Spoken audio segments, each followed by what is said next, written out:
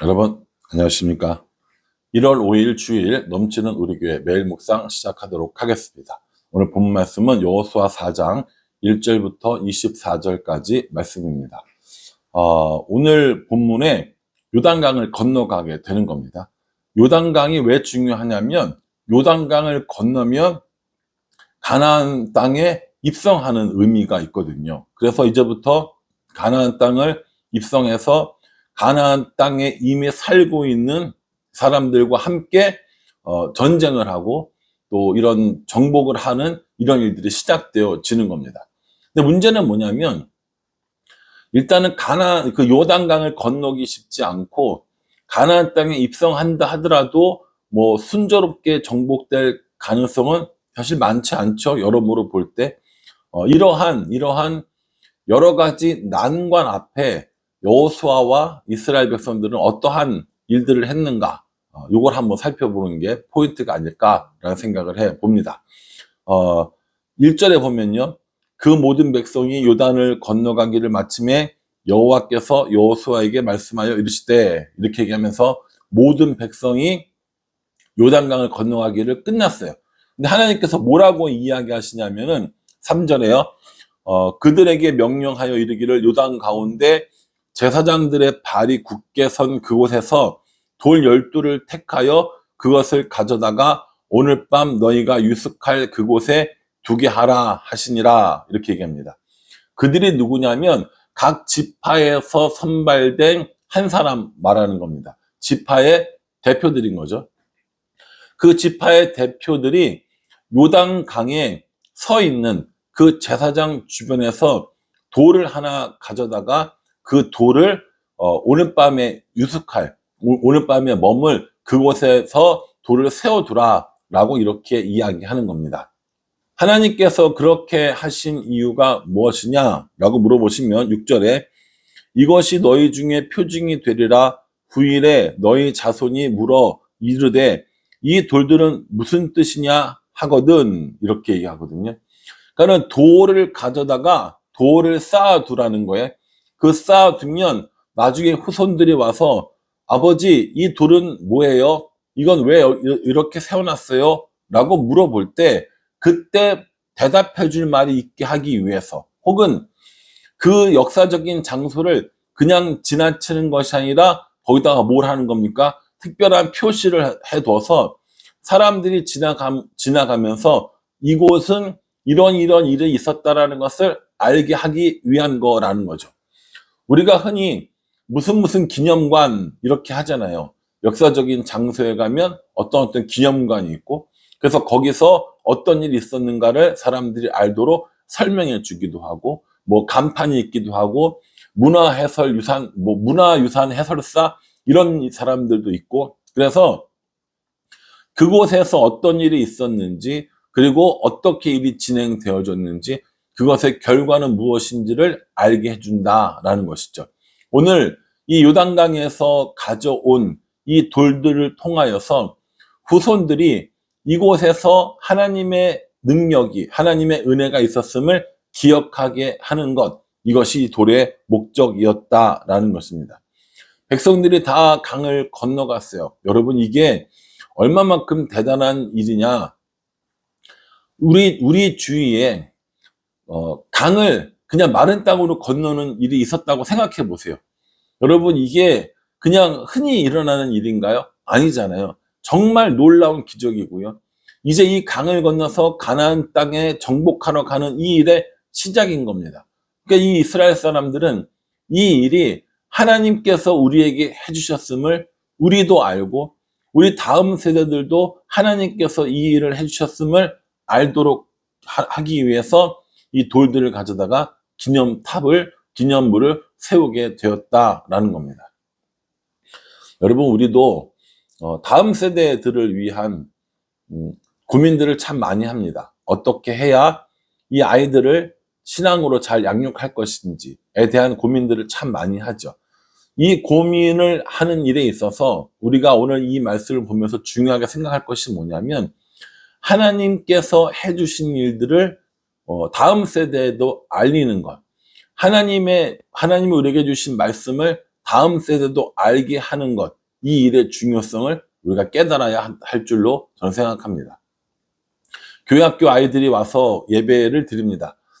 부서 활동을 하고 예배를 드리고 또다시 모여서 뭐 활동을 하고 여러 가지 일들을 하는데, 단순히 그들이 와서 재밌게 지내고 신나게 놀고 이걸로만 끝나는 것이 아니라, 그들이 이곳에 와서 하나님을 알고 그들이 이곳에 와서 하나님을 만나는 이 일들이 일어날 때 진짜 우리가 우리 신앙을 아이들에게 전수해 주는 거라고요.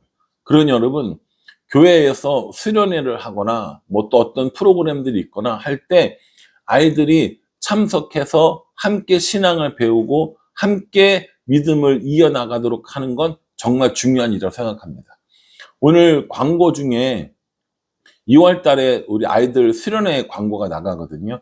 그 수련회에 아이들이 참석하는 게 뭐 참석 안 하면 안 됩니까? 뭐가 중요합니까? 라고 이야기하실지 모르지만, 그 수련회 한 번 때문에 혹은 주일날 드리는 그 예배 한 번 때문에 한 사람의 인생이 완전히 달라질 수도 있다라는 겁니다.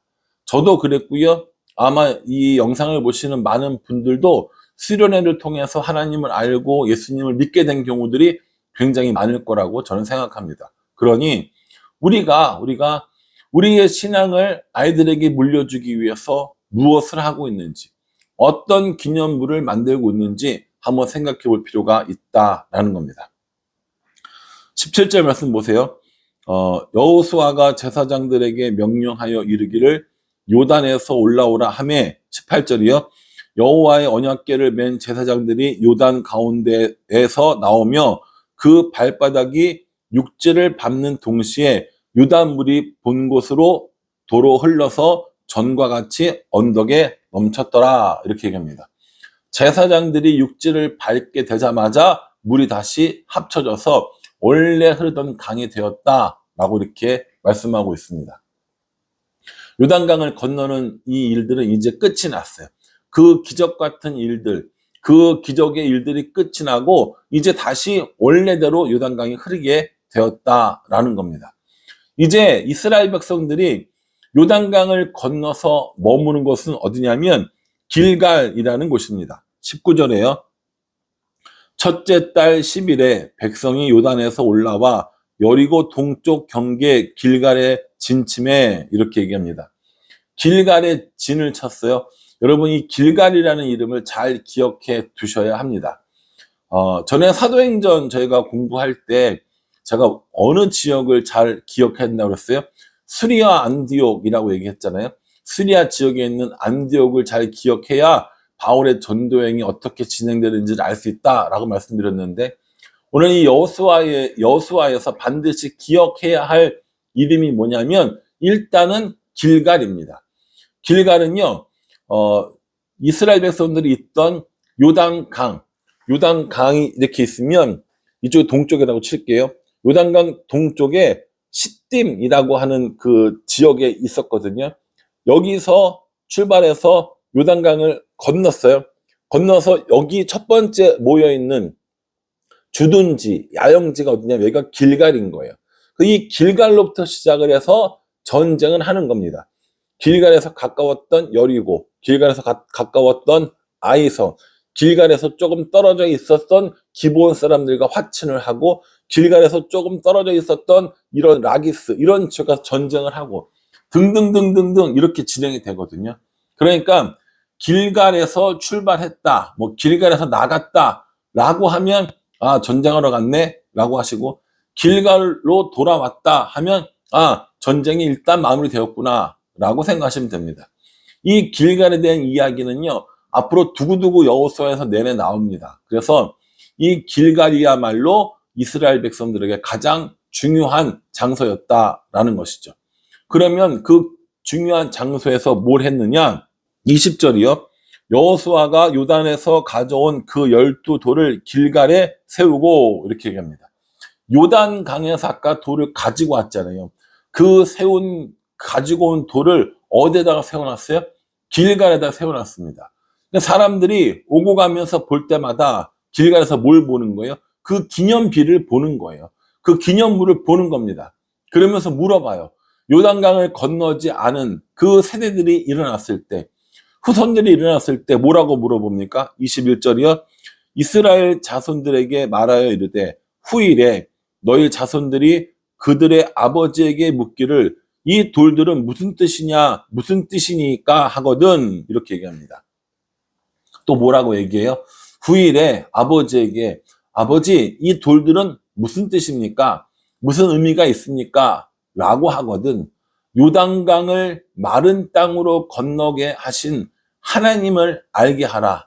요단강을 마른 땅으로 건너서 가나안 땅을 정복하게 하신 하나님의 능력을, 은혜를 알게 하라 라고 이야기를 해주는 것입니다. 요단강을 건너는 사건은 홍해에 비교할 만큼 어마어마한 사건이었습니다. 홍해를 건너면서 애굽과의 완전한 단절이 이루었다면 이제 요단강을 건너면서 광야 생활의 끝이 우리에게 보여지는 겁니다. 광야가 끝이 나고 이제 뭐 합니까? 이제는 가나안 땅을 정복하는 이 전쟁의 시기, 정복의 시기가 되었음을 우리에게 알려주는 것이죠. 광야에서 내내 인도하셨던 하나님이셨습니다. 이 가나안 땅을 정복하는 이 일도 하나님께서 하셨음을, 그 시작에 요단강을 건너는 일들이 하나님에게서부터 이루어졌다는 것을 분명하게 자신들도 기억하고 후손들에게도 알리기 위해서 기념물을 만들고 있는 모습입니다. 우리는 어떤 기념물을 쌓고 있나요? 우리가 가끔 보면 이런 그 동상 이런 거 있죠. 뭐 이순신 장군도 있고 뭐 세종대왕도 있고, 이런 게 나쁘다, 뭐 잘못됐다 이런 걸 말하는 게 아니라 그런 기념물을 통해서 그 사람의 업적을 생각을 하고 그 사람이 행한 일들을 뭐 기억하고 이렇게 하잖아요. 그럼 우리는 하나님을 위하여 혹은 하나님 나라를 위하여 어떤 기념물을 만들어야 하냐 이겁니다. 개인의 기념물이 아니고요. 담임 목사의 기념물을 만드는 것이 아니고요. 하나님이 기뻐하시는, 그리고 하나님을 기억하기 위한, 우리들의 믿음을 다음 세대에게 전해주기 위한 우리들의 기념물은 무엇인가라는 것을 한번 생각해 볼 필요가 있습니다. 요즘에 이제 네팔 단기 선교를 준비하잖아요. 또 일본 또 단기 선교도 있고요. 네팔과 일본에 우리가 선교를 하는 이유는 우리의 이름을 내고 우리가 얼마나 대단한 사람인가를 보여주기 위한 것이 아니라 하나님께서 네팔 땅에, 하나님께서 일본 땅에 일하실 때 우리가 그 일을 함께 했다라는 증거로서 먼 허리에, 그리고 그 홋카이도에 그렇게 복음이 전해지고 그 선교사님들과 함께 사역하게 된다면 그것이 우리들의 기념비가 될 거라고 저는 생각합니다. 사람들이, 우리 아이들이 목사님 혹은 아빠 왜 이렇게 네팔에, 일본에 열심히 가요? 라고 할 때, 네팔과 일본에 하나님께서 일하시는데 우리가 거기에 동참하는 거야. 그 동참하는 증거가 머너리에 있는 교회인 거고, 카트만두에 있는 교회인 거고, 일본의 토카치와 아사히카와에 있는 교회들과 선교사님들이 바로 그 증거야 라고 보여줄 수 있는 그런 일들을 우리가 하면 좋겠다라는 것이죠. 교회가 스펙을 쌓아가는 게 아니라, 담임 목사의 스펙을 쌓아가는 것이 아니라 하나님께서 일하신 것들을 우리가 함께 보며 즐거워하고 아이들에게 이것을 알려주기 위한 기념비적인 선교, 기념비적인 전도, 기념비적인 이 일들이 된다면 얼마나 좋겠는가 생각해 봅니다. 지역사회에 섬기고 전도하는 일도 똑같습니다. 우리를 내고 우리의 이름을 내기 위해서가 아니라 하나님께서 하시는 일에 우리가 동참하며 이 지역사회를 하나님의 나라로 바꾸는 일들을 위해서 우리가 사역하고 있음을 우리도 알고 우리 아이들도 알았으면 좋겠다라는 것이죠. 이것이 우리들의 기념비가 되어야 할 줄을 압니다. 사람들을 위한 기념비를 세우기 원치 않습니다. 우리의 즐거움을 위한 기념비를 세우기를 원치 않습니다. 다만 오늘 24절 마지막 말씀처럼 이는 땅의 모든 백성에게 여호와의 손이 강하신 것을 알게 하며 너희가 너희 하나님 여호와를 항상 경외하게 하려 하심이라 이렇게 이야기한 것처럼 하나님께서 능력이 얼마나 많으신지, 하나님께서 얼마나 은혜가 크신지, 그리고 우리가 항상 하나님을 경외하기 위하여 쌓아놓는 기념물, 기념비, 이런 것들을 만드는 교회가 되었으면, 이런 것들을 생각하는 성도가 되었으면 좋겠다라는 생각을 해보게 됩니다. 요단강을 건넜습니다. 기념비를 만들었습니다. 하나님을 기억하고 하나님을 함께하기 위한 것입니다. 우리도 똑같아요. 우리들의 삶에서도 요단강을 건너고 하나님의 은혜를 경험하고 하나님을 만난 이 일들을 우리가 기억하고 다음 세대가 기억하기 위한 그런 교회, 그런 성도가 되었으면 정말 좋겠습니다. 바라기는 우리 모두가 하나님을 위한, 그리고 하나님을 기억하기 위한 이 기념물을 쌓고 만드는 그런 우리 모두가 되기를 주님의 이름으로 축복합니다. 기도하겠습니다. 하나님, 요단강을 건넜습니다. 그리고 이 일을 기억하기 위해서 기념하여 돌을 쌓습니다. 우리도 하나님의 은혜로 살아가는 것을 알고 기억하며 우리가, 그리고 우리들 다음 세대에게 하나님의 은혜와 사랑을 잘 전달하는, 기억하고 있는 우리가 될 수 있도록 은혜 베풀어 주시옵소서. 우리 교회가, 우리 성도들이 하나님의 기념물이 되어줄 수 있도록, 그래서 사람들이 우리를 보고 하나님을 기억하고 하나님의 은혜를 생각하는 그런 우리 교회가 될 수 있도록 은혜 베풀어 주시옵소서. 예수님의 이름으로 기도합니다. 아멘. 예, 여러분 오늘 이 말씀을 잘 기억해 주시고요. 이 말씀을 통하여서 하나님의 기념물로 살아가는 우리 모두가 되기를 간절한 마음으로 기도하겠습니다. 감사합니다.